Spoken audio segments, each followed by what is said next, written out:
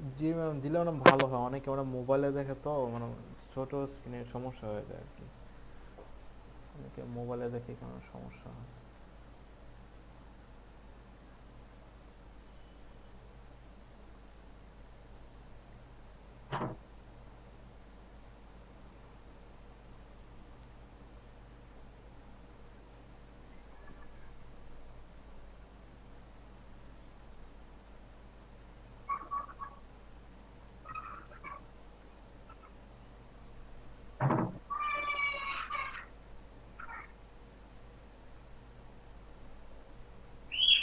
তো এখন দেখা যাচ্ছে? জি ম্যাম। জি ম্যাম। দেখো তো। জি ম্যাম, দেখা যাচ্ছে ম্যাডাম। আচ্ছা, ঠিক আছে। আমার এখানে কন্ট্রোল বারের জন্য উপরে দেখা যাচ্ছে না। দেখো, আমাদের এই আজকে যে টপিকটা পড়বো সেটা হচ্ছে রেশনাল ইউনিফাইড প্রসেস, বা সংক্ষেপে বলা হয় RUP। তো এই RUP টা হচ্ছে তোমার, আমরা যে মডেল গুলো পড়ে আসছি এবং যে ফেজ গুলো সেখানে ছিল, সেই ফেজ গুলো এখানে থাকবে, বাট হচ্ছে সেটাকে একটু ভিন্নভাবে একটু মডিফাই করা আগের প্রসেস গুলি। কারণ এই সফটওয়্যার ডেভেলপ করতে গেলে আমরা যে যতগুলি প্রসেসই পড়ি না কেন, সবগুলি প্রসেসের আলটিমেট থিম কিন্তু একই রকম, হুম। তাই না? যে আমরা হুম। প্রথমে হচ্ছে প্রবলেম আইডেন্টিফিকেশন করি, তারপরে হচ্ছে অ্যানালাইসিস করি, ডিজাইন করি, ইমপ্লিমেন্টেশন করি, টেস্টিং করি, তারপরে হচ্ছে ফাইনালি সেটাকে ইউজারের কাছে ডেলিভার করি। আমাদের হুম। সফটওয়্যারের মূল ডেভেলপমেন্টের জন্য মূল অ্যাক্টিভিটিস গুলি তো সেটি, তাই হুম। না? জি ম্যাম। নাকি?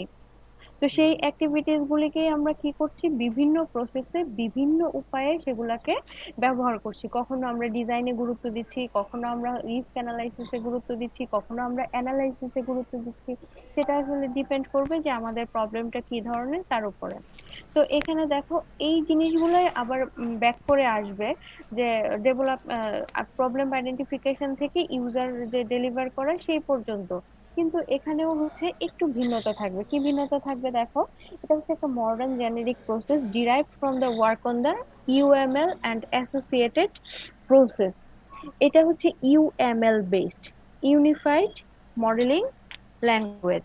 ইউএমএল কে বলা হয় হচ্ছে তোমার ইউনিফাইড মডেলিং ল্যাঙ্গুয়েজ। যেটা আসলে যে সফটওয়্যার যদি তুমি কাউকে দেখাতে চাও, সাপোজ তোমার টিমে একজন নতুন জয়েন করলো, তাকে যদি তুমি বোঝাতে চাও যে তুমি কি কাজ করতে চাচ্ছ, তখন তাকে তুমি পুরো কোড যদি দেখাও, তাহলে তার জন্য বুঝতে যতটা প্রবলেমেটিক হবে, তোমার জন্য বোঝাতেও ততটা প্রবলেম হবে, এবং তুমি ততটা ক্লিয়ারলি বোঝাতেও পারবে না। তাহলে ইউনিফাইড মডেলিং ল্যাঙ্গুয়েজটা হচ্ছে যে ঠিক আমরা প্রোগ্রামিং ল্যাঙ্গুয়েজ দিয়ে যা যা করব, তারই একটা ব্লক ডায়াগ্রাম, বা হচ্ছে তারই একটা গ্রাফিক্যাল রিপ্রেজেন্টেশন। জাস্ট আমরা প্রোগ্রাম দিয়ে যা করব, তারই একটা গ্রাফিক্যাল রিপ্রেজেন্টেশন। তো এখানে ধরো যে তাহলে অন্যান্য যে মডেলগুলি আছে, ইউজ কেস আছে, তাদের সাথে ডিফারেন্সটা কোথায়? ইউজ কেসটা আসলে তোমার হচ্ছে যে ইউজারের সাথে ইন্টারাকশনটা কিভাবে হচ্ছে সিস্টেমের, এবং তার ফাংশনালিটি সহ যে মডেলটা, সেটা হচ্ছে ইউজ কেস মডেল। অনেক সময় ইউএমএল ইউজ কেস মডেলও তৈরি করা হয়। তো সেই ইউএমএল বেসড এই প্রসেসটা হচ্ছে ইউএমএল বেসড। এখানে তিনটা বলা হচ্ছে যে brings together aspect of the three generic process model discussed previously। তার মানে তিনটা প্রিভিয়াসলি আমরা যে প্রসেস মডেল পড়ে আসছি জেনেরিক, তাদের এখানে একটা মানে কম্বিনেশন করা হবে। কি কি হবে?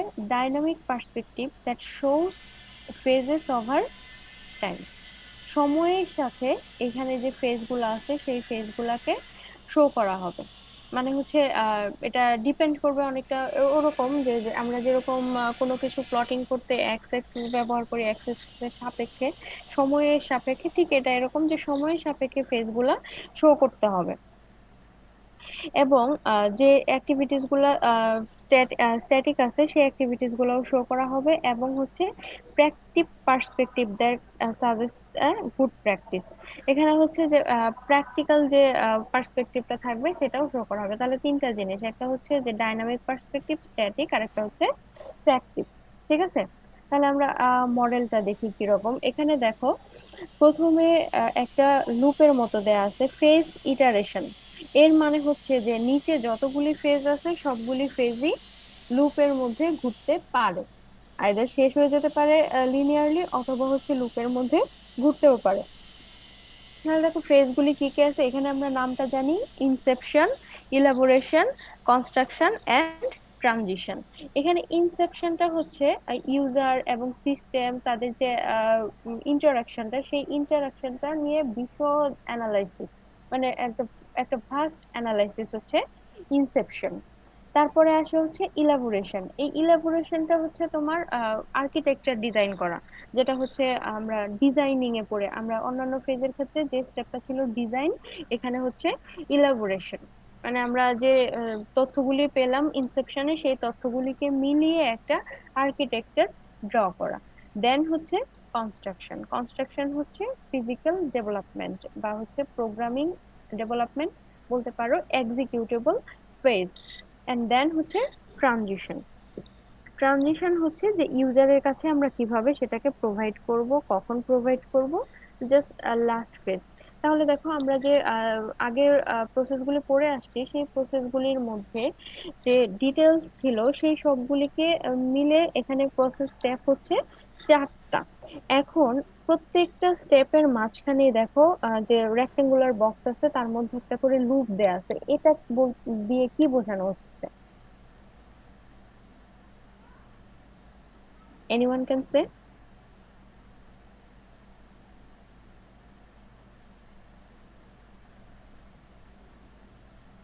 হ্যালো? হ্যালো?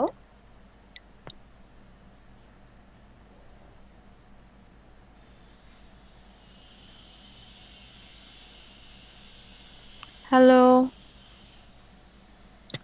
কেউ কি শুনতে পাচ্ছো? জি ম্যাম। তাহলে রেসপন্স করছো না কেন? এখানে তো মানে পুরোটাই হচ্ছে ব্লাইন্ড। তো সেক্ষেত্রে বৃষ্টির দিনে নষ্ট হয়ে যাবে। হ্যালো, জি ম্যাম।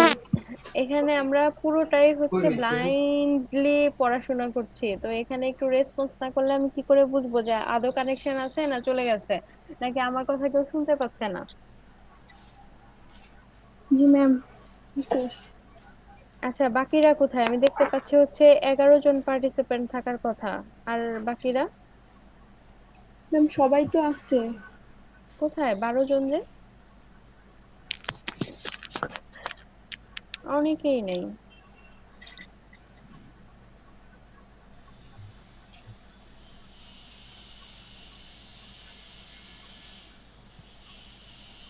আচ্ছা দেখো, আমি যেটা বলতে চাচ্ছিলাম তোমাদের, আমি এতক্ষণ যা যা বললাম তোমরা কি তা শুনতে পাচ্ছো নাকি শুনো নাই?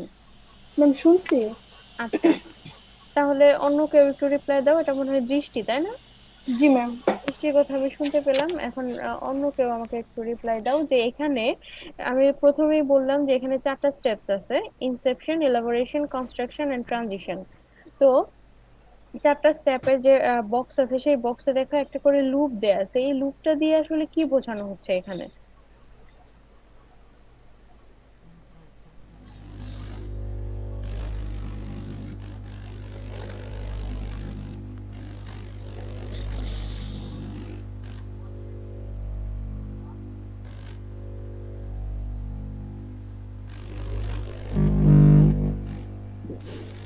ম্যাম প্রত্যেকটা স্টেপ কমপ্লিট না হলে আবার পূর্বের অবস্থায় যাবে এরকমটা।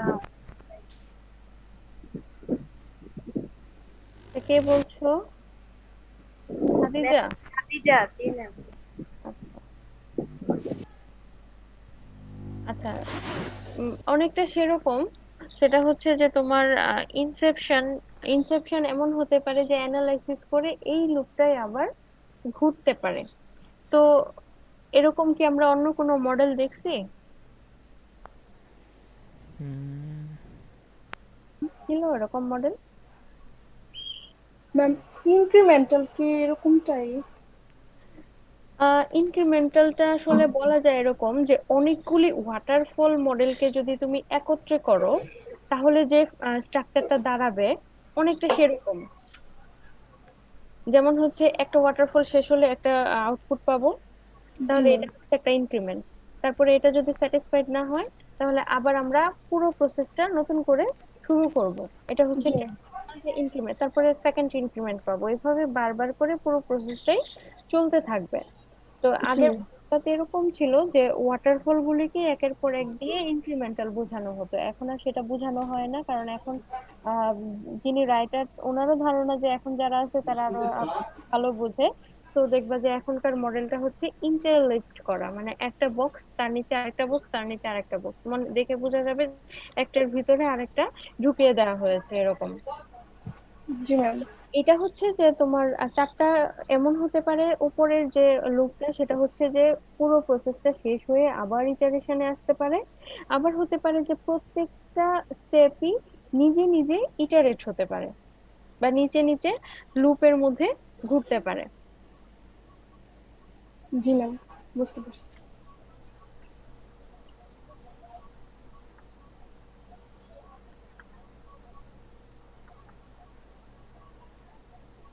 তাহলে এখানে দেখো শর্ট ফরম্যাটে বলা আছে এখানে যে ইনসেপশন হচ্ছে establish the business case for the system, মানে হচ্ছে প্রথমে যে অ্যানালাইসিসটা হয়, প্রথমে যে এগ্রিমেন্টটা হবে ইউজারের সাথে এবং হচ্ছে সিস্টেম যারা তৈরি করবে তাদের সাথে, এবং এই সিস্টেমটা কোথায় রান করবে, তার যে বাউন্ডারিজ, তার যে ইন্টারাকশন আদার সিস্টেম আছে, তো সেগুলি নিয়ে হচ্ছে একটা একটা ফরম্যাট দাঁড়ায় যে আমরা আদৌ সিস্টেমটা কিভাবে তৈরি করব বা আদৌ তৈরি করব কিনা, সে ধরনের একটা চুক্তিপত্র হয়।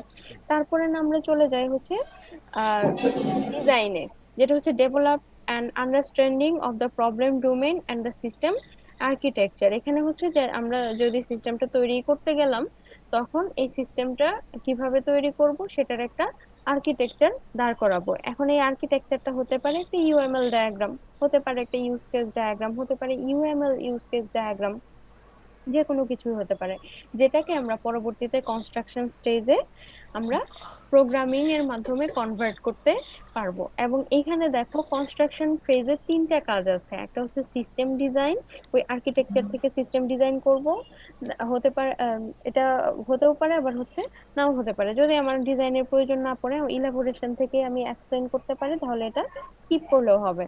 তারপরে হচ্ছে প্রোগ্রামিং তো অবশ্যই করব, তাকে একটা এক্সিকিউটেবল ফরম্যাটে রূপদান করার জন্য। এন্ড টেস্টিং, টেস্টিং এর শেষে আসলে আসবে যে আমরা কি আমাদের ভিএনভি টা এখানে ক্লিয়ার হয়ে যাবে যে আমরা কি সঠিক প্রোডাক্টটা তৈরি করলাম, ইউজারের যা চায় সেটা তৈরি করলাম কিনা। যদি তাই হয় তখন হচ্ছে আমরা অপারেটিং এনভায়রনমেন্টে সেটাকে ট্রান্সফার করে দেব, এই জন্য এখানে বলা হচ্ছে এটা ট্রানজিশন। ট্রানজিশন। ক্লিয়ার? ক্লিয়ার? জি জি ম্যাম। ম্যাম। ওকে। দেখো এখানে দুই ধরনের ইটারেশন আছে, একটা হচ্ছে ইন ফেজ, যেটা তোমাদের আমি কোশ্চেন করছিলাম, ইন ফেজ ইটারেশন, আর একটা হচ্ছে cross phase iteration. In phase iteration হচ্ছে each phase is iterative with results develop incrementally, মানে নিজেদের মধ্যেই আবার হচ্ছে ইটারেটিভলি ঘুরবে এবং হচ্ছে আস্তে আস্তে, সাপোজ হচ্ছে প্রথমে কি ছিল, প্রথম স্টেপটা কি ছিল, ইনসেপশন। ইনসেপশন। তো ইনসেপশনে যদি স্যাটিসফাইড না হয় তাহলে ইনসেপশন স্টেপটাই আবার ঘুরবে, ঘুরে কি হবে, আগে যা ছিল তার সাথে নতুন আরো কিছু অ্যাড হবে, নতুন অ্যাড হবে। সেজন্য এখানে একে বলা হচ্ছে ডেভেলপ ইনক্রিমেন্টালি, মানে প্রত্যেকটা ফেজই নিজেই আবার ইনক্রিমেন্টালি ঘুরতে পারে। আরে। ঠিক আছে। জি ম্যাম। Cross phase iteration হচ্ছে as shown by the loop in the RUP model, the whole set of phases may be enact incrementally. সমস্ত ফেজ শেষ হয়ে যাওয়ার পরে আবার পুরো প্রসেসটা নতুন করে তৈরি হতে পারে। তো সেটা অনেকটা আমাদের মিলে যায় হচ্ছে ইনক্রিমেন্টাল মডেলের সাথে, কিন্তু ডিফারেন্সটা কোথায়, ডিফারেন্সটা হচ্ছে এখানে ফেজ সিলেকশনটা ওটা থেকে একটু ভিন্ন। ক্লিয়ার? জি ম্যাম। জি ম্যাম। আচ্ছা, দেখো এটা কিন্তু রিস্ক ড্রাইভেন না, কিন্তু ইনসেপশন মডেল, ইনসেপশনের যে প্রথমটা সেটা হচ্ছে আমি বারবার ভুলে যাচ্ছি, প্রথম স্টেপটা ছিল হচ্ছে ইনসেপশনই তো। প্রথম স্টেপটা ছিল হচ্ছে ইনসেপশন, তাই তো? ইনসেপশন। ইনসেপশন। জি ম্যাম। ইনসেপশন। প্রথম স্টেপটা ছিল হচ্ছে ইনসেপশন। তাহলে দেখো ইনসেপশনে যদি লুপটা বারবার ঘুরতে থাকে তাহলে কিন্তু রিকোয়ারমেন্টসটা ক্লিয়ার হয়ে যায় হুম। এবং সেখানে কিছু রিস্কও কমে যায়। কিন্তু এছাড়াও শুধুমাত্র যে রিকোয়ারমেন্টসই একটা রিস্ক তা না, রিস্ক আরো অনেক ধরনের রিস্ক আছে। কি কি রিস্ক হতে পারে আমাকে একটু বলতে পারবা? মানে তোমাদের ইয়েতে বলার দরকার নেই, একদম বইয়ের ভাষায় বা হচ্ছে সফটওয়্যার ইঞ্জিনিয়ারিং এর সাথে মিলতে হবে সেরকম বলার দরকার নেই, তোমরা তোমাদের মতো করে বলতে পারো। মানে সফটওয়্যার তৈরি করতে গেলে কি কি রিস্কের সম্মুখীন আমরা হতে পারি। ম্যাম ওই যে কাস্টমার যেটা চাইতেছে সেটা হয়তো আমরা পুরোপুরি ফুলফিল করতে পারতেছি না। হ্যাঁ, আমাদের লিমিটেশন থাকতে পারে, আমরা লিমিটেশন। হ্যাঁ করতে পারছি না, তবে সেটা যদি আমরা জানি যে আমাদের লিমিটেশন আছে, আমরা করতে পারবো না, তাহলে আমরা কি করব, আমরা আগেই কাস্টমারকে বলে বলে দেব। দেব, বলে দেবো, জি ম্যাম। যেন এক্সপেকটেশনটা না বেড়ে যায়। তাছাড়া আরো অনেক ধরনের রিস্ক আছে, যেমন ধরো যে তুমি একটা প্রজেক্ট করছো যেটা হচ্ছে 1 বছর ধরে রান করছে, ঠিক আছে? এখন জি ম্যাম। 1 বছর ধরে একটা সফটওয়্যার তৈরি করছো, তুমি যেভাবে যে প্ল্যাটফর্মের জন্য তৈরি করছো, যাদের জন্য তৈরি করছো, দেখা গেল যে 1 বছর পরে টেকনোলজি অনেক চেঞ্জ হয়ে গেল, তুমি যে ধরনের হার্ডওয়্যারের কথা মাথায় রেখে কাজ করছো সেটা এখন আউট অফ মার্কেট হয়ে গেল, যে ধরনের অপারেটিং সিস্টেমের জন্য কাজ করছো সেটা এখন ব্যাকডেটেড হয়ে গেল, তাহলে তোমার জন্য এটা একটা জি ম্যাম। চ্যালেঞ্জ বিষয়। টেকনোলজি খুব দ্রুত চেঞ্জ হচ্ছে, তাহলে এটাও সফটওয়্যারের একটা রিস্ক, রিক্স। রিস্ক। জি ম্যাম। এবং এটা কিন্তু একটা ভাইটাল রিস্ক। হুম, দেখো প্রতিনিয়ত টেকনোলজি চেঞ্জ হচ্ছে, যেমন মোবাইল ফোন গুলার কথাই চিন্তা করো, কত দ্রুত চেঞ্জ হচ্ছে মোবাইল ফোন গুলা কিন্তু আমরা কম্পিউটার থেকে আলাদা করতে পারবো না, অন্যতম একটা অংশ, কারণ হচ্ছে এখন একটা মোবাইল আর একটা কম্পিউটারের মধ্যে খুব বেশি পার্থক্য থাকে না। হুম, মোবাইলে এখন প্রোগ্রামিং পর্যন্ত করা যায় বিভিন্ন অ্যাপস এর মাধ্যমে, জি জি ম্যাম। ম্যাম। তাই না? তাহলে মোবাইলকে টার্গেট করে যদি তুমি কোনো সফটওয়্যার তৈরি করো, একটা অ্যান্ড্রয়েড অ্যাপস তৈরি করছো, দেখা গেল এর চেয়ে অনেক আপডেটেড অ্যাপস অলরেডি মার্কেটে চলে আসলো, এটাও একটা চ্যালেঞ্জ। রিস্ক। রিস্ক। তুমি করছো, তার আগেই তোমার চেয়ে আরো বেটার অপরচুনিটি, আরো বেটার ফেসিলিটি দিয়ে একটা সফটওয়্যার মার্কেটে চলে আসছে, তাহলে তোমার সফটওয়্যারটা কেন লোকজন কিনবে? জি ম্যাম। কিনবে না, জি ম্যাম, তাহলে তখন এটাও হচ্ছে, ইউজারেরও রিকোয়ারমেন্টস চেঞ্জ হয়ে যাবে, হ্যাঁ ইউজার যখন দেখবে যে আমি আরো অনেক ভালো কিছু পাচ্ছি, আরো আসলে বেটার কিছু পাইতে পারি। আর আমাদের সফটওয়্যার ইঞ্জিনিয়ারিং তো শুধুমাত্র যে আমরা অর্ডার নিয়ে কাজ করব বা হচ্ছে কাস্টমারকে ডিল করব সেটা না, আমরা কিন্তু কিছু সফটওয়্যার তৈরি করব যেগুলো হচ্ছে জেনেরিক সফটওয়্যার।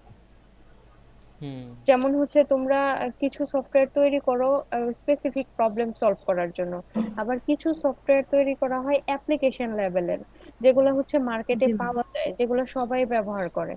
তো জি ম্যাম। সেরকম সফটওয়্যার যে কোম্পানি, তারা তো শুধুমাত্র হচ্ছে কাস্টমারের জন্য দু একটা সফটওয়্যার বছরে বানায় তা না, তাদের টার্গেট থাকে হচ্ছে কিভাবে সফটওয়্যার মার্কেটটা তারা ধরে রাখতে পারবে। যেমন দেখো ধরে রাখতে পারবে। মাইক্রোসফট অনেকখানি ধরে রাখছিল, বাট হচ্ছে একটা সময় ছিল যখন হচ্ছে মাইক্রোসফট একাই হয়তো বা রাজত্ব করতো, কিন্তু এখন কি আসলে সেই সময়টা আছে? এখন সেই সময়টা নাই। নাই। কারণ দেখো প্রত্যেককে টপকায় যাওয়ার মতো, আমরা যদি চিন্তা করি যে অ্যাপল, আমরা যদি চিন্তা করি অ্যামাজন, আমরা যদি চিন্তা করি গুগল, তাহলে দেখো প্রত্যেকেই মানে প্রতিনিয়ত একটা করে তুমি নিউজ পেতে থাকবে, যেটা হচ্ছে যে তারা আরো নতুন কি ফেসিলিটি নিয়ে আসছে ওভার যে অন্যান্য কোম্পানিগুলো আছে তাদের থেকে।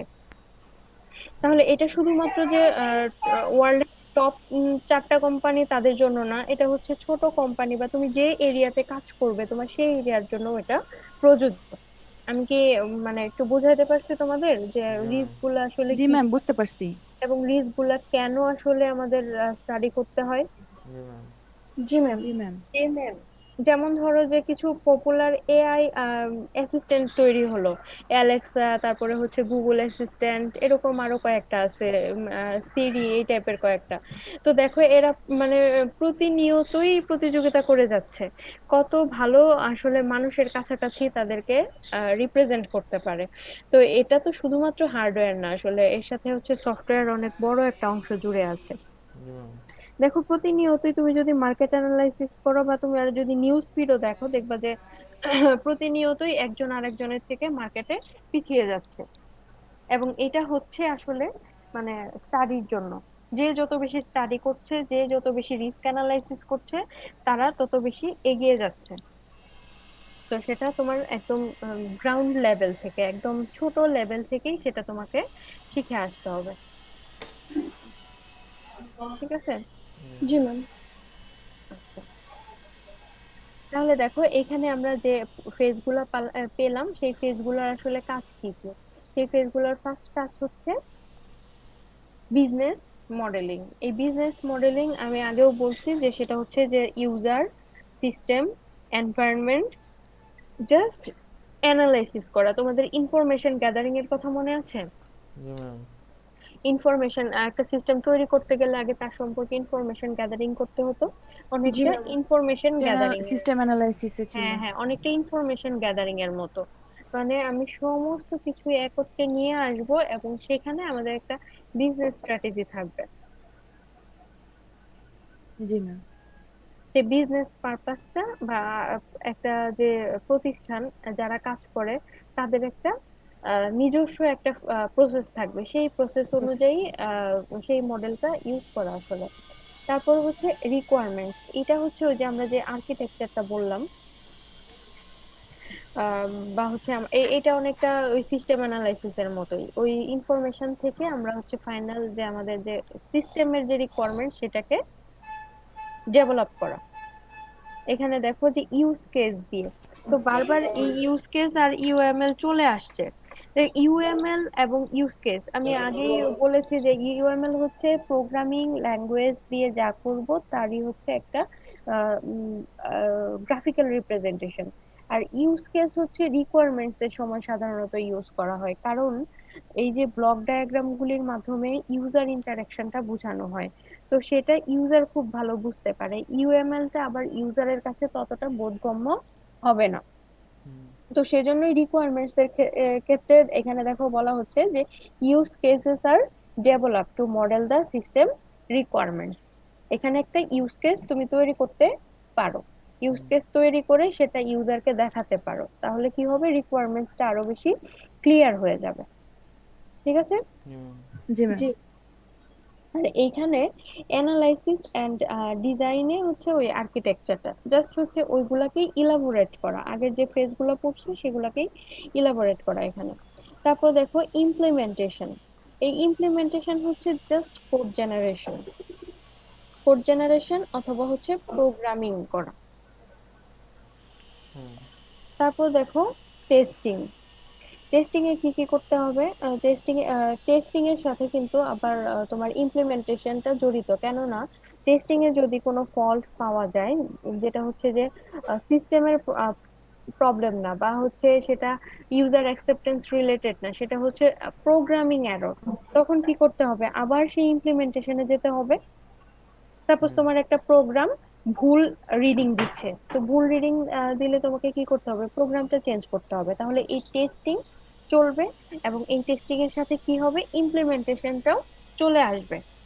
যদি টেস্টিংটা ফুলফিল হয় বা টেস্টিংটা সাকসেসফুল হয় তাহলে পরবর্তী স্টেপে চলে যাবে, আর যদি টেস্টিংটা সাকসেসফুল না হয়, টেস্টিং এ কোনো এরর কোনো বাগ পাওয়া যায়, তাহলে আবার চলে যাবে কোথায়? ইয়া, ফার্স্টে কোথায়? ফার্স্টে যে টেস্টিং টেস্টিং প্রবলেম, ইমপ্লিমেন্টেশন। হ্যাঁ ইমপ্লিমেন্টেশনে চলে যাবে।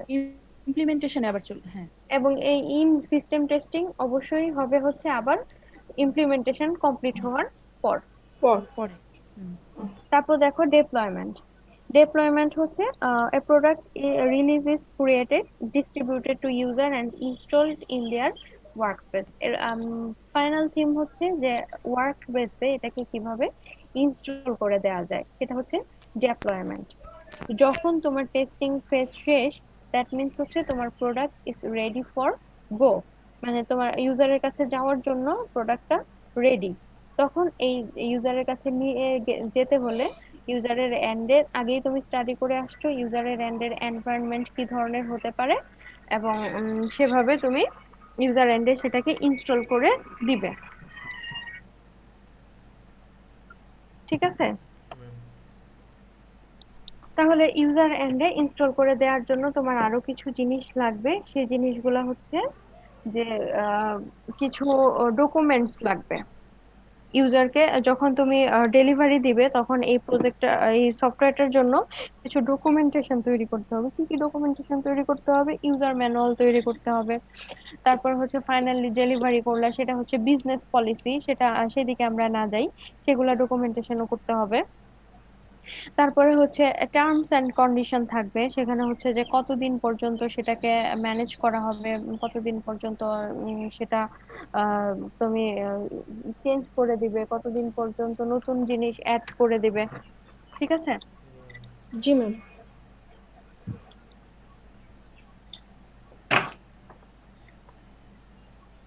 তো সেটা হচ্ছে, তারপরে চলে আসবে হচ্ছে কনফিগারেশন। এই কনফিগারেশন ম্যানেজমেন্টে আমরা পরেই পড়বো। কনফিগারেশন ম্যানেজমেন্টে অনেক কাজ করতে হয়। তারপরে হচ্ছে প্রজেক্ট ম্যানেজমেন্ট। প্রজেক্ট ম্যানেজমেন্ট হচ্ছে যে সিস্টেম ডেভেলপ থেকে শুরু করে যারা যারা থাকবে তাদেরকে কিভাবে একটা প্রজেক্ট ম্যানেজ করা যায়। যেমন এখন তোমরা দুইজন মিলে একটা প্রজেক্ট করছো না? জি টিমে ম্যাম। দুইজন, জি তো ম্যাম। টিমে দুইজন, দুইজনই কি সেম কাজ করো? না ম্যাম। না ম্যাম, দুইজন আলাদা দুইজন আলাদা। সেম কাজ করা হয় না সাধারণত, দুইজনে প্রজেক্ট করা হয় না, প্রজেক্ট আরো অনেকেই একসাথে করা হয়।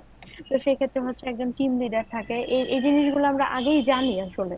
টিম লিডার থাকে, তারপরে হচ্ছে সেখানে সফটওয়্যার ইঞ্জিনিয়ার, কাজগুলো ভাগ করে করে নিয়ে কাজগুলো ভাগ সবাই। করে নেওয়া হয়। তারপরে তো কাজগুলো ভাগ করে নেওয়া হয় এবং সেখানে একজন হচ্ছে এই টিমকে ম্যানেজ করে, সে হচ্ছে টিম লিডার। আর হচ্ছে একজন থাকে যে, যে হচ্ছে এই প্রজেক্টটা ম্যানেজ করে। কিভাবে ম্যানেজ করে প্রজেক্টটা? এই প্রজেক্টের যে ফেজ গুলা, যে ডেলিভারেবল এবং যে মাইলস্টোন গুলি আছে, সেগুলো ঠিক মতো অ্যাচিভ হচ্ছে কিনা এবং ইন দা মিন টাইম হচ্ছে কিনা, মানে যে শিডিউলটা থাকবে সেই শিডিউল অনুযায়ী হচ্ছে কিনা, সেগুলো ম্যানেজ করে হচ্ছে আসলে প্রজেক্ট ম্যানেজমেন্ট। এখানে প্রজেক্ট ম্যানেজমেন্টের একটা মূল জিনিস হচ্ছে ডেলিভারেবল এবং হচ্ছে মাইলস্টোন সেটিং করা। দুইটা টার্ম মনে রাখো, ডেলিভারেবল এবং হচ্ছে মাইলস্টোন। তো সেটা আমরা যখন প্রজেক্ট ম্যানেজমেন্ট করব, তখন আমরা সেগুলা আরো ডিটেলস করব। ঠিক আছে? জি ম্যাম। ওকে।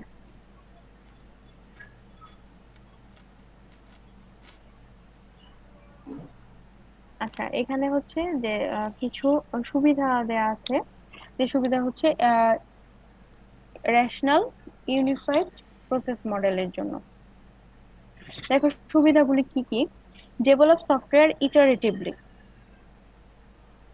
তার মানে আমরা যে প্রথম লুপটা দেখলাম, যে চারটা ফেজ আবার হচ্ছে এই ইনক্রিমেন্টালি বা হচ্ছে ইটারেশন ঘটতে পারে। তাহলে আমরা যখন একটা ফেজ শেষ করে ফেলবো, দ্যাট মিন্স হচ্ছে সেখানে একটা ইনক্রিমেন্ট বা একটা প্রোডাক্ট চলে আসবে। তারপরে সেই প্রোডাক্টটা যদি আমাদের আমাদের যে সিস্টেম রিকোয়ারমেন্ট, সেই রিকোয়ারমেন্টস অনুযায়ী না হয়, তাহলে সেটা আবার শুরু থেকে লুপটা ঘুরবে। তাহলে এইখানে আমরা আসলে সফটওয়্যারটা পাচ্ছি কিভাবে? পাচ্ছি হচ্ছে ইনক্রিমেন্টাল ফ্যাশনে। একটা করে ফেজ শেষ হচ্ছে আর একটা করে ইনক্রিমেন্ট পাচ্ছি। তাহলে এই মডেলটাকে ইনক্রিমেন্টাল মডেলও বলা যায় নাকি? জি ম্যাম। আচ্ছা, তারপরে দেখো ম্যানেজ রিকোয়ারমেন্টস। যখন অ্যাজাইল করা হয়, আর আমি দুইটা তোমাদের দুইটা উম, কি বলবো এটাকে, দুইটা ক্যাটাগরি বললাম না, একটা হচ্ছে প্ল্যান ড্রাইভেন আর একটা হচ্ছে অ্যাজাইল। অ্যাজাইল। তো প্ল্যান ড্রাইভেনের ক্ষেত্রে কি করা যায়?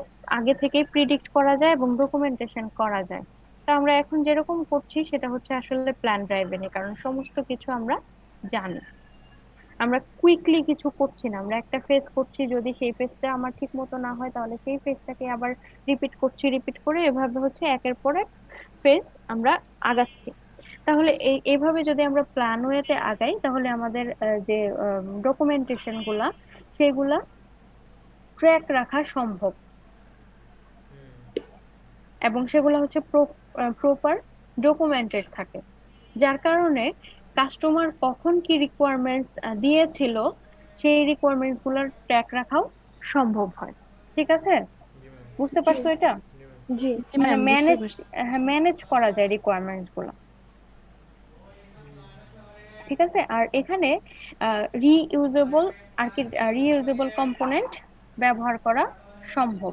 যে কম্পোনেন্ট গুলা আগেই আমরা মনে হয় ওরকম একটা ইয়েও পড়ে আসছিলাম, জি ma'am, process model model, model মানে জি কম্পোনেন্ট ম্যাম। বেসড ছিল সেটা।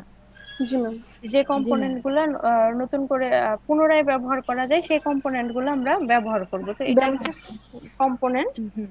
বেস। ঠিক আছে। তারপরে এটা হচ্ছে একটা ভিজুয়ালি মডেল সফটওয়্যার, যেহেতু এটা বেসড অন ইউএমএল। ইউএমএল আমরা যতই সফটওয়্যারের রিকোয়ারমেন্টস ডকুমেন্টেড করে রাখি, লিস্ট আকারে রাখি, তার চেয়ে বেটার হয় যখন আমরা সেটাকে একটা আর্কিটেকচারের মাধ্যমে বা গ্রাফিক্যাল রিপ্রেজেন্টেশনের মাধ্যমে রাখি। এটা সিম্পল বিষয়, যেটা হচ্ছে ভিজুয়ালি মডেল সফটওয়্যার, মানে এটা ভিজিবলি দেখা যাচ্ছে। যদিও ভিজিবিলি দেখা যাওয়া আর হচ্ছে ফাংশনালিটি বোঝা সেটা দুইটা ভিন্ন জিনিস, যেটা হচ্ছে এক্সিকিউটেবল না হলে সেটার আউটপুট বোঝা সম্ভব না। বাট আর্কিটেকচার দেখে তো আমরা একটা ভিজুয়াল ইয়ে নিতে পারি, কনসেপ্ট নিতে পারি, পারি কিনা। যদি আমরা জি ম্যাম, রিকোয়ারমেন্টস নিতে দেই পারি। হচ্ছে তোমাকে এসে আকারে, এসে আকারে রিকোয়ারমেন্টস দেওয়া আর হচ্ছে ব্লক ডায়াগ্রাম আকারে রিকোয়ারমেন্টস দেওয়া, তো ব্লক ডায়াগ্রামটা ডেফিনেটলি বেশি ক্লিয়ার হবে, কোথায় কি ফ্লো জি ম্যাম। হচ্ছে কিভাবে হচ্ছে সেটা বোঝা যাবে। ঠিক আছে। এবং এখানে হচ্ছে যেহেতু প্রত্যেকটা ফেজ বারবার হচ্ছে, দ্যাট মিন্স হচ্ছে এখানে ওই টেস্টিং ফেজটাও বারবার রিপিট হবে, যার কারণে এই কোয়ালিটিটা ভেরিফাই করা সম্ভব। এবং চেঞ্জ ম্যানেজমেন্টটা, এই কনফিগারেশন ম্যানেজমেন্টটাও করা সম্ভব। তোমরা যদি প্রজেক্ট করো তাহলে তোমরা গিট হাবে অ্যাকাউন্ট করতে পারো। গিট হাব মনে হয় কিছুদিনের জন্য ফ্রি করা যায় নাকি? গিটহাবে অ্যাকাউন্ট করতে পারো, সেখানে দেখতে পারো যে কনফিগারেশন ম্যানেজমেন্টটা আসলে কিভাবে করে। যেমন তুমি এখন একটা ফাইল তৈরি করলে, সাপোজ হচ্ছে একটা কিছু বলবে কেউ, সাপোজ হচ্ছে যে তুমি একটা ডাটাবেস তৈরি করবে, একটা ইনফরমেশন সিস্টেম তৈরি করবে। সেই ইনফরমেশন সিস্টেম তৈরি করার জন্য তুমি প্রথমেই একটা তৈরি করলে, তৈরি করে সেটার একটা ফাইল থাকবে। তারপরে তুমি সেখানে আরো কিছু চেঞ্জ করতে চাচ্ছ, কিন্তু তুমি ভয় পাচ্ছ যে চেঞ্জ করলে যদি আমার পুরোটাই সমস্যা হয়ে যায়, তাহলে এই কনফিগারেশন ম্যানেজমেন্ট কি করবে, যে তোমার যে ওল্ড ফাইল সেই ফাইলটাকে সে রেখে দিবে, রেখে দিয়ে সেই ওল্ড ফাইলেরই একটা কপি জেনারেট করবে। সেই কপিতে তুমি এডিট করবে, এবং সেই এডিটটা যতক্ষণ পর্যন্ত না তুমি ফাইনালি বলছো যে হ্যাঁ ওকে সেভ করব, ততক্ষণ পর্যন্ত তোমার সেটা প্রিভিয়াসটা চেঞ্জ হবে না। তাহলে যখন তুমি দ্বিতীয়টা সেভ করবে তখন দ্বিতীয়টা আরেকটা মডিউল হয়ে যাবে। এভাবে তুমি যতগুলি সম্ভব করতে পারো, এবং যখন খুশি সম্ভব যে কোনো প্রিভিয়াস স্টেপে ব্যাক করতে পারো, তাহলে এখানে কনফিগারেশন ম্যানেজমেন্টটা সহজ। আচ্ছা, তোমাদের যেহেতু এখানে চলে আসলো, আমি একটা কথা বলতে চাচ্ছি, যে প্রবলেমটা ফেস করছি সেটা হচ্ছে যে এই যে এখন একটা সময় আমরা স্টুডেন্টদের সাথে কমিউনিকেট করতে পারছি না। কেন কমিউনিকেট করতে পারছি না? কারণ হচ্ছে আমাদের ফিজিক্যালি ক্লাসরুমে দেখা হচ্ছে না, সবার সাথে সবার অবস্থাও আমরা জানতে পারছি না, ইভেন সবার ফোন নাম্বার কোথাও নেই। বুঝতে পারছো আমার কথা? জি ম্যাম। জি ম্যাম। হয়তোবা হয়তোবা শুধু সিআর এর ফোন নাম্বার আছে। তো আমি যেটা ফিল করছি সেটা হচ্ছে যে আমাদের অ্যাটলিস্ট ডিপার্টমেন্টের জন্য, যেহেতু আমাদের একটা সিএসসি ডিপার্টমেন্ট, আমাদের মনে হয় যে একটা স্টুডেন্ট ইনফরমেশন সিস্টেম খুব জরুরি। জি ম্যাম। তো এটা তোমরা তো। যেহেতু ফোর্থ ইয়ারে আছো, সেহেতু তোমরা যদি করতে পারো একটা কমপ্লিট ইনফরমেশন সিস্টেম, ওই যে প্রজেক্টের জন্য করলাম মাঝখানে একটু টাকা বের করলাম কিছু দেখায় দিলাম, এরকম হবে না। হবে হচ্ছে ইউজেবল হতে হবে। যেমন হচ্ছে স্টুডেন্টের যাবতীয় ইনফরমেশন থাকবে, স্টুডেন্টদের যে প্রেজেন্ট স্ট্যাটাস, সে কোন সেমিস্টারে আছে, কোন ইয়ারে আছে, এবং তার সেশন কত, সেগুলো তো থাকবেই। এমনকি এই যে যেটা প্রবলেম হয় যে তোমাদের ক্লাসরুমে নিয়ে গেলাম আমি একটা শীট, হয়তো 36 জন স্টুডেন্ট ছিল, গিয়ে দেখলাম যে 2 জন হয়তো ড্রপ আউট হয়ে গেছে। তো 2 জন ড্রপ আউট হয়ে যাওয়ার পরে সেটা কয়েকদিন এক্সামিন করতে হয়, সে কি আসলে ড্রপ আউট হলো নাকি সে যদি আবার পরে চলে আসে। তো সেটা যদি সফটওয়্যারে জি ম্যানেজ ম্যাম। করা হয় যে সে ড্রপ আউট হয়ে গেল, সে অফিসিয়ালি ড্রপ আউট, সে পরবর্তী কোন ব্যাচের সাথে গেল, সেখানে হচ্ছে জাস্ট তাকে ড্রপ আউট করে ওই ব্যাচে ইনক্লুড করে দেওয়া, তাহলে ফাইনালি যখন আমাদের ওই লিস্ট আসবে তখন কিন্তু ওই 36 জনের লিস্ট আসবে না, আসবে হচ্ছে 34 জনের লিস্ট। ঠিক আছে। এবং প্রত্যেকের লিস্টের সাথে আমি যদি চাই যে আমি তাদের কন্ট্যাক্ট ইনফরমেশন দেখবো, সেটাও আমি যেন দেখতে পারি, তাহলে আমার এই এখন এই প্রবলেমটা হতো না, যে পার্সোনালি খুঁজে খুঁজে বের করতে হতো না যে ওকে ফোন দাও, ওকে বলো। বুঝতে পারছো? হ্যাঁ তো ম্যাম। এটা যদি কেউ করতে পারো, আহ আমার মনে হয় যে ডেস্কটপ বেস চিন্তা না করে ওয়েব বেস চিন্তা করা ভালো, কারণ যদি কখনো সুযোগ হয় সেটাকে হচ্ছে ওয়েবসাইটে অ্যাটাচ করা যায় তাহলে আরো ভালো, যে কোনো জায়গা থেকে অ্যাক্সেস করা সম্ভব হবে। তো এটা যদি মনে করো কেউ ডাটাবেস করতে চাও, পিএইচপি দিয়ে করতে চাও বা হচ্ছে ওরাকল দিয়ে করতে চাও তাহলে করতে পারো, এবং করলে যদি কমপ্লিট করতে পারো, ইউজেবল করতে পারো, তাহলে সেটা একটা গুড প্রজেক্ট হবে ফর ইওর একাডেমিক পারপাস, এবং হচ্ছে আমাদের জন্য ইউজেবল হবে। ভেবে দেখতে জি পারো ম্যাম। তোমরা, বা যারা এই ধরনের কাজ করে তাদের সাথে কথা বলতে পারো। তো আমি মনে করলাম যে যদি ডিপার্টমেন্টে এটা ইউজ হয় তাহলে তোমার জন্য হলো। বা হচ্ছে তো এটা এক ইনফরমেশন সিস্টেম কিন্তু সবসময়ই আহ, চাহিদা থাকে, সবসময় ইনফরমেশন সিস্টেমের চাহিদা থাকে। যে কোনো প্রতিষ্ঠানে যাও তাদের একটা ইনফরমেশন সিস্টেম অবশ্যই দরকার হয়। ম্যাম, এটা কি জি ওয়েবসাইটের ম্যাম। মতো থাকবে? হুম। ওয়েবসাইটের মতো থাকবে? ওয়েব বেসড করাই ভালো, কেননা হচ্ছে যে যদি আমাদের কখনো সুযোগ হয় বা আমাদের বিশ্ববিদ্যালয়ে কখনো যদি মনে করো যে কথা বলে সুযোগ করে নেওয়া যায় যে ওয়েবসাইটে অ্যাটাচ করা যাবে, তাহলে তো আরো ভালো হয় না? মানে ইয়া ওয়েবসাইট। ওরাকল অথবা ডাটাবেজে কাজ করতে হবে আর ওরাকল কি। তো ডেস্ক, ওরাকলেও করতে পারো। ওরাকলে করলে মানে মনে হ্যাঁ হয় কিছুটা ওরাকল। ইজি হবে আর কি। আমরা তো ওরাকলের এমন কাজ করছিলাম তোমার নামে একবার, এই কারণে মানে একটু তাহলে ই হবে আর কি, মানে একটু ওরাকল আচ্ছা সম্বন্ধে হালকা ওরাকল। পাতলা। ওয়েবসাইটে মানে প্রত্যেকটা স্টুডেন্টের ইনফরমেশন গুলো ডাটাবেজে স্টোর থাকবে, এইটাই তাই হ্যাঁ না? ডাটাবেজে স্টোর থাকবে, রিপোর্ট জেনারেট হবে, এবং হচ্ছে একটা তো ইউজার ইন্টারফেস লাগবে। হ্যাঁ হ্যাঁ, ইউজার ইউজার ম্যানেজ করতে ইন্টারফেস পারবে। থাকবে, একটা ব্যাকগ্রাউন্ড ডাটাবেস থাকবে, আর হচ্ছে সেখান থেকে যদি আমি যে যেমন হচ্ছে ইয়ে শিট ডিজাইন করতে চাই, এই যে তোমাদের অ্যাটেন্ডেন্স শিট, জি ক্লাসে যে ম্যাম। অ্যাটেন্ডেন্স শিটটা তৈরি হয়, সেটা অটোমেটিক রিপোর্ট জেনারেশনের মাধ্যমে সেটা অটোমেটিক তৈরি হয়ে যাবে, এবং সেখানে তাহলে প্রবলেম যেটা হবে না, কেউ ড্রপ আউট হয়ে গেলে সে এখানে থাকবে না। জি ম্যাম, বুঝতে পারছি ম্যাডাম, ফ্রন্ট এন্ড আর ব্যাক এন্ডের কাজ করতে হবে। জি ম্যাম, বুঝতে পারছি। ফ্রন্ট এন্ড ব্যাক এন্ড সব এন্ডের কাজই করতে হবে। সেটা হচ্ছে যদি তুমি ওরাকল ফর, ওরাকল এসকিউএল এবং হচ্ছে রিপোর্ট, এই তিনটা পারো তাহলে ওরাকলে করলে অনেক স্ট্রং হবে। হ্যাঁ জি ম্যাম, আর অন্যান্যগুলো শিখতে তিন, হবে। ওরাকল সম্বন্ধে আর কি হালকা আইডিয়া আছে, অন্যান্যগুলো আর কি পড়া হয় না তো এইভাবে, কাজ করা হয় না ওই যে কখনো। ফ্রন্ট এন্ডের কাজ করতে হবে ফর্মসে, আর হচ্ছে ওই ফাইনাল যে রিপোর্ট জেনারেট হবে সেটা হ্যাঁ ওরাকল রিপোর্টস আছে। জি ম্যাম, জি ম্যাম, ওরাকলে হালকা পাতলা কাজ জানি, কিন্তু ফ্রন্ট এন্ডের কাজটা আর কি শেখা হয় নাই, শিখতে হবে ম্যাডাম। এটা ভেবে দেখতে পারো, যারা এখনো ফোর্থ ইয়ারের প্রজেক্ট শুরু করে নাই, যদি কমপ্লিট করতে পারে তাহলে মানে একদম ইউজেবল হলে অবশ্যই ভালো হবে। আর যদি মনে করো যে মানে ছেড়ে দাও, তাহলে সেটা কিছুই হবে না। যেটা হচ্ছে যে এমন কিছু তৈরি করবা যেটা হচ্ছে যে ছোট হোক কিন্তু ব্যবহারযোগ্য। জি ম্যাম। জি ম্যাম। ছোট বড় সেটা বড় কথা না, বড় কথা হচ্ছে যে তার সিগনিফিকেন্সিটা কেমন। জি ম্যাম। দেখবা যে তোমাদেরই এক্সপিরিয়েন্স থাকতে পারে, দেখবা অনেকে অনেক বিশাল কিছু প্রজেক্ট করে নিয়ে গেল, আসলে ইউজেবল কিছুই হলো না। তখন সে মনে করে আমি এত কিছু করলাম, আমার সফটওয়্যারের মার্কস এত কম আসলো কেন। কিন্তু অনেকে ছোট্ট কিছু করে কিন্তু ইউজেবল এবং প্র্যাকটিক্যাল, এবং সেখানে হচ্ছে কোনো এরর নাই। ইউজেবল বলতে এটাই যে আমি খুব ইফিশিয়েন্টলি ইউজ করতে পারি, এবং হচ্ছে আমি সেটার উপরে রিলাই করতে পারি। ঠিক আছে, জি ম্যাম। তাহলে ম্যাম, আমাদের এই ওইটাতে চ্যাপ্টার, তো মানে ইউজারদের আপডেট দেওয়ার সিস্টেম থাকবে ঠিক না ম্যাডাম? মানে স্টুডেন্টদের ডাটা।